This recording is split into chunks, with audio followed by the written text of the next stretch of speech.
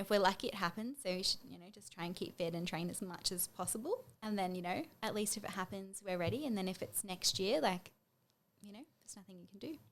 But yeah, I am secretly just like checking the announcements all the time to be like, when's the comp? I stalk the IFBJJ page. Yeah, it's bad. So how was the announcement when it came out? Did you have 5 minutes, a minute of, why did this happen? Or did you switch on that positive mindset pretty well straight away? I think at first I was just really relieved because I nearly booked my flights for Worlds. Right. Yeah, I nearly did. And I just, at the last minute, was like, maybe I'll just wait till Feb to see if prices drop because I'm tight. So I was like, okay, I'm just waiting. But I didn't book. And then when I found out, my first thing was like, oh my gosh, thank goodness. Like I didn't, do all my flights and do all that kind of stuff. So, but then after that, yeah, I think pretty much straight away I was like, okay, this news really sucks. But I also sort of saw like the different businesses and I could kind of put into perspective, okay, like I really want to compete, but no athletes. I think because everyone went through it collectively, you didn't feel like special. You weren't just like, oh, this is happening to me, this sucks. You're like, no, everyone's going through a bad time and some people are going through a really rough time. So, I can hang. Whereas I think sometimes, if you want to compete and you don't, but then all your friends are competing and you get the FOMO, yeah. A lot of the athletes I know, they're not as upset because you don't have that, I'm missing out. You just kind of like, that couldn't happen. So we'll just do what we can kind of thing. Yeah, what about you? It was not so much me. My wife was arguing on her going to the World Masters in Canada in August. Yeah. And she'd been planning on going to that for the better part of, 2 years. That's right. And then that got cancelled. Yeah.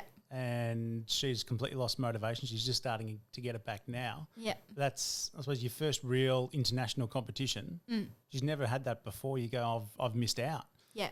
But then you tell her it's on every 2 years. Yeah. Or whatever it is, every year. Different sort of world championships at the Masters level. You just change your mindset, get back training because you can. Yeah. But that's a difficult conversation to have when someone's completely lost because that's all you've got your mindset on, and that's taken away. Yeah. The funny part is we've wanted to go to Paris for 10 years at least. Yeah. The next World Championships I think are in Sweden. We've gone. It's not too far from Sweden to Paris. It's in August. The Tour de France is in July. Let's go up the middle of July, catch the end of the tour, then go off to Sweden to watch your race over there. Yeah, amazing. Kind of switched a light on. It was fantastic. Yeah, because that being said, I knew that I had to sort of keep my attitude in check straight away because I was like, oh, I'm so grumpy. But then, I could sort of look up and I'm like, oh, it's really bad. Like, I think that was what helped me the most was just sort of seeing other people be hurt. And I was like, oh, okay, this sucks, but at least, I'm really lucky. I kept my job, all of those kind of good things, at least I'm healthy. But I think, because when you get ready to compete, you're so focused on that goal. You have to make so many sacrifices for the goal. And it's that hope that allows you to kind of train really hard. Because I definitely believe, I'm not so much I just enjoy the whole thing because I don't enjoy every workout or every session. I'm not that person. I'm just like, oh, I sacrifice to win. I've tried to win, and I love training, but some sessions I hate. And so I think for me, I can totally understand that, sacrificing to win thing, which I think when you then get that bad news that all the sacrifices that you've made kind of feel like they're for nothing. That's sort of the feeling that I think it is. But at least when you start, finding the next thing, we could go do this, then you kind of get your hope and your motivation back again.